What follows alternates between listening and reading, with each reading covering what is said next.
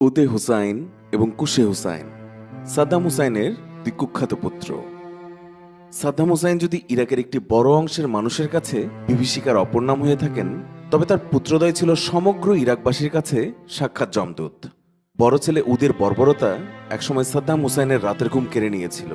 Iraq ছাড়াও বহির্বিশ্বে উদে তার নিষ্ঠুরতার জন্য কুখ্যাতি লাভ করেছিলেন। এমনকি সাদ্দামের ঘোর সমর্থকদের কাছেও উদে ছিলেন এক মূর্তিমান আতঙ্কের নাম। অন্যদিকে কুশে হুসেন ছিলেন শীতল চাহনির সাথে ধূর্ত একজোড়া চোখ, ঘটনার পেছনে থেকে ঠান্ডা মাথায় কাজ আদায় করে নিতে সিদ্ধহস্ত। একসময় উদয়কে সাদ্দাম হুসেনের উত্তরসূরি হিসেবে ভাবা হতো, কিন্তু তার একের পর এক লাগামের নিষ্ঠুরতা এবং পরবর্তীতে ঘটে যাওয়া এক দুর্ঘটনা তাকে ক্ষমতার মসনদ থেকে অনেকটাই দূরে সরিয়ে দেয়।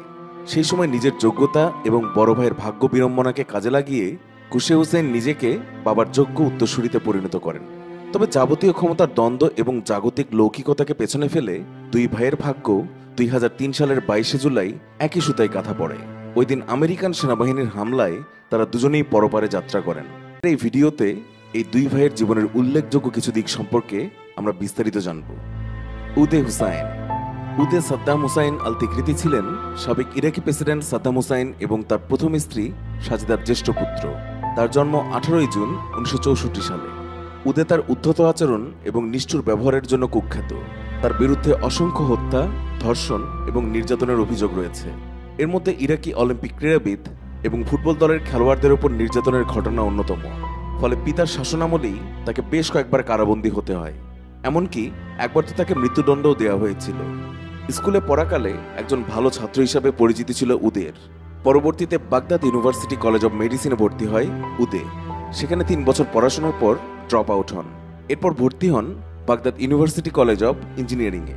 সেখান থেকে তিনি 76 জন ছাত্রের মধ্য থেকে প্রথম স্থান অধিকার করে ইঞ্জিনিয়ারিং ডিগ্রি লাভ করেন। যদিও পরবর্তীতে তার বেশ কয়েকজন প্রফেসর বলেন ন্যূনতম পাস নাম্বার পাওয়ার যোগ্যতাও ছিল না তার, শুধুমাত্র একজন ক্ষমতাশালী পিতা থাকার জন্যই তার এই অভূতপূর্ব সাফল্য লাভ। সাদ্দাম হুসেনের শাসনামলের শুরুর দিকে উদেকে সাদ্দামের উত্তরসূরি ভাবা হলেও ধীরে ধীরে তিনি সেই স্থান হারিয়ে ফেলেন। বিভিন্ন ভারসাম্যহীন কর্মকাণ্ডের ফলে সাদ্দাম হুসেন আর উদের ওপর ভরসা করতে পারছিলেন না। তার পরিবর্তে ছোট ছেলে কুশেকে সাদ্দাম রাষ্ট্রীয় বিভিন্ন গুরুত্বপূর্ণ কাজে নিয়োজিত করতে শুরু করেন। পিতার অবহেলাতেই হয়তো উদের কর্মকাণ্ড আরও লাগামছাড়া হয়ে পড়ে। একসময় তিনি হারিয়ে যান অন্ধকার জগতের গহীন গহ্বরে। বিকৃত যৌনাচার আর অপরাধমূলক কর্মকাণ্ড ছিল উদের নিত্যদিনের অভ্যাস। সপ্তাহের প্রায় 5 দিনই একাধিক নারীর সঙ্গে রাত কাটাতে ভালোবাসতেন উদে সাদ্দাম। তার লোভাতুর যৌন লালসা বাগদাদের অল্প বয়সী যুবতী এবং তাদের পরিবারের মধ্যে আতঙ্কের সৃষ্টি করেছিল। তবে বাস্তবতা হলো তার পাশবিকতা থেকে কেউই নিরাপদ ছিল না। তার সাঙ্গপাঙ্গরা বিভিন্ন স্থান থেকে নানা বয়সী নারীদেরকে আটক করে টাইগ্রিস নদীর ধারে অবস্থিত উদের অবকাশ যাপন কেন্দ্র বাগদাদ বোটিং ক্লাবে নিয়ে আসত। সেখানে অপেক্ষমান মদ্যপ উদে তাদের মধ্য থেকে পছন্দসই এক বা একাধিক নারীকে রাত কাটানোর জন্য বেছে নিতেন। ভাগ্য ভালো থাকলে ওইসব নারী পরবর্তী সকালে মুখ না খোলার কঠিন শর্তে মুক্তি পেতেন। যাওয়ার সময় তাদের হাতে ধরিয়ে দেওয়া হতো সামান্য কিছু গহনা বা ডলার। নতুন বিয়ে করা তরুণীদের প্রতি উদে হুসাইনের ছিল দুর্বার আকর্ষণ। বিয়ের আসর থেকে স্বামীর সামনে তাদেরকে তুলে নিয়ে নিজের যৌন লিপ্সা চরিতার্থ করার ব্যাপারে ভীষণ কুখ্যাতি ছিল তার। হতভাগ্য স্বামীদের এই করুণ দৃশ্য দাঁড়িয়ে দাঁড়িয়ে দেখা ছাড়া আর কিছুই করার থাকতো না। একবার বাগদাদের অভিজাত হান্টিং ক্লাবে একটি বিয়ে অনুষ্ঠিত হচ্ছিল। উদয়ের লোলুপ দৃষ্টি গিয়ে পড়ে ওই অনুষ্ঠানের উপর। তার গুন্ডারা তুলে নিয়ে যায় সেই কনেকে।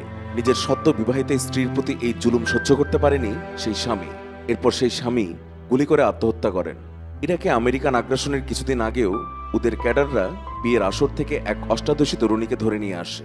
উদে হুসাইন তাকে ধর্ষণের পর হত্যা করে। তার ছিন্ন ভিন্ন মৃতদেহ পরবর্তীতে মিলিটারি চাদরে ঢেকে অ্যাসিড দিয়ে পুড়িয়ে ফেলা হয়।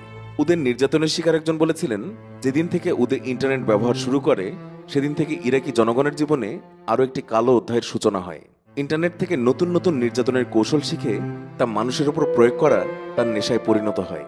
তার মৃত্যুর পর আমেরিকান বাহিনী তার বাসভবন থেকে একটি আয়রন মেইডিন খুঁজে পায়। প্রাচীনকালে আয়রন মেইডিনের ভিতর মানুষকে ঢুকিয়ে নির্যাতন করা হতো। পুরো ইরাক জুড়ে এসব লাগামছাড়া কর্মকাণ্ড নিয়ন্ত্রণ করার মতো মানুষ ছিলেন একজনই, তার পিতা সাদ্দাম হুসাইন।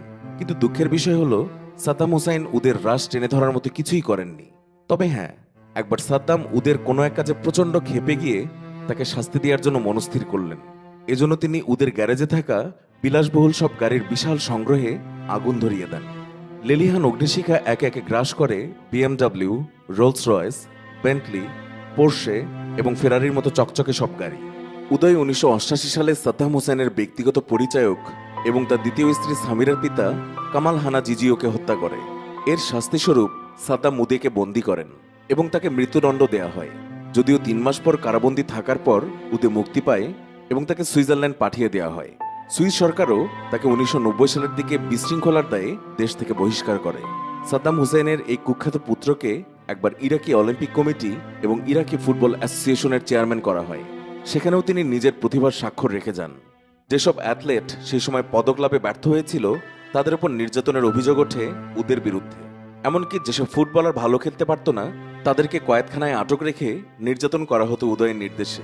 এসব কুখ্যাত ঘটনার জন্ম দেয়া এই মানুষটি আমেরিকান বাহিনীর হামলায় 2003 সালের 22 জুলাই মৃত্যুবরণ করেন। কুশে হুসাইন। কুশে সাদ্দাম হুসাইন আল তিকরিতির জন্ম 1966 সালের 17 মে। তিনি ছিলেন সাদ্দাম হোসেনের দ্বিতীয় পুত্র। 2003 সালের দিকে ইরাকের ওপর আমেরিকা এবং ব্রিটেনের যৌথ আক্রমণের সময় কুশে ছিলেন সাদ্দাম হোসেনের ডেপুটি। একই সাথে তিনি ছিলেন ইরাকি আর্মড ফোর্সের ডেপুটি কমান্ডার ইন চিফ এবং ইরাকি ইন্টেলিজেন্স সার্ভিসের প্রধান। নিজের এই দ্বিতীয় পুত্রের প্রতি সাদ্দামের ছিল অগাধ বিশ্বাস, যার ফলস্বরূপ বড় পুত্র উদয়কে উপেক্ষা করে তিনি কুশেকে ক্ষমতার শীর্ষে উঠিয়ে আনেন। উদের মতো সবসময় পাদপ্রদীপের আলোয় না থাকলেও পর্দার আড়ালে থেকে নিজের কাজগুলো ঠিকঠাক মতোই করে যাচ্ছিলেন কুশে সাদ্দাম। তার বয়স যখন 22 বছর তখন সাদ্দাম হোসাইন তাকে স্পেশাল সিকিউরিটি ফোর্স আল খাসের ডেপুটি প্রধান নিযুক্ত করেন। বিরোধীদেরকে দমনে কুশের বাহিনী জিরো টলারেন্স নীতি গ্রহণ করে এবং হত্যা, গুম এবং খুনের মাধ্যমে বিরোধীদেরকে নিশ্চিহ্ন করতে থাকে। 1991 সালে পার্সিয়ান গালফ যুদ্ধ শেষ হবার পর ইরাকের দক্ষিণাঞ্চলে বসবাসরত শিয়া মুসলমানরা বিদ্রোহ করে বসে। সেই সুযোগে তৎকালীন মার্কিন প্রেসিডেন্ট জর্জ এইচ বুশ ইরাকি জনগণকে সাদ্দাম সরকারের পতনের আহ্বান জানায়। তার ভাষণ প্রচারিত হয় ভয়েস অফ আমেরিকা রেডিও চ্যানেলে। ফলে বিদ্রোহের আগুন খুব দ্রুতই ছড়িয়ে পড়ে চারপাশে। একসময় তা ইরাকের মাটিতে সাদ্দাম হোসেনের বিরুদ্ধে সংগঠিত সবচেয়ে বড় বিদ্রোহে পরিণত হয়। পিতার এই সংকটাপন্ন সময়ে এগিয়ে আসে কুশে সাদ্দাম। তার বাহিনী ভয়াবহ নিষ্ঠুরতার সাথে সে বিদ্রোহ দমন করে।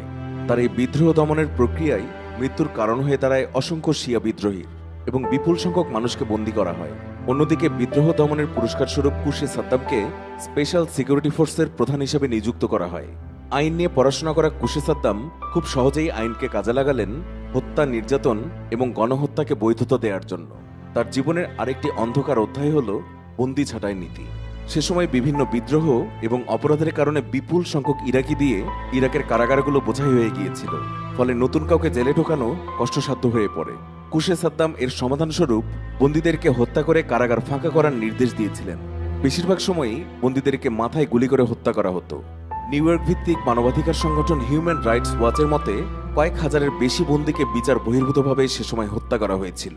1996 সালের দিকে উদে হুসাইনের উপর একটি প্রাণঘাতী হামলা চালানো হয়। এর ফলে তিনি প্রায় চলাচলে অক্ষম হয়ে পড়েন। কথিত আছে এই হামলার নেপথ্যে ছিল কুশে হুসাইন। হামলার পরপর বাদ পার্টিতে আরও উচ্চ পদে কুশে নিয়োগ নিশ্চিত হয়। ব্যক্তিগত জীবনে কুশে ছিলেন চুপচাপ স্বভাবের ও শীতল এবং উদয়ের তুলনায় অনেক বেশি পরিণত। 16 বছর বয়সে পিতার পছন্দ করা পাত্রী লুমার সঙ্গে বিবাহ বন্ধনে আবদ্ধ হন তিনি। এই দম্পতির 4টি সন্তান ছিল।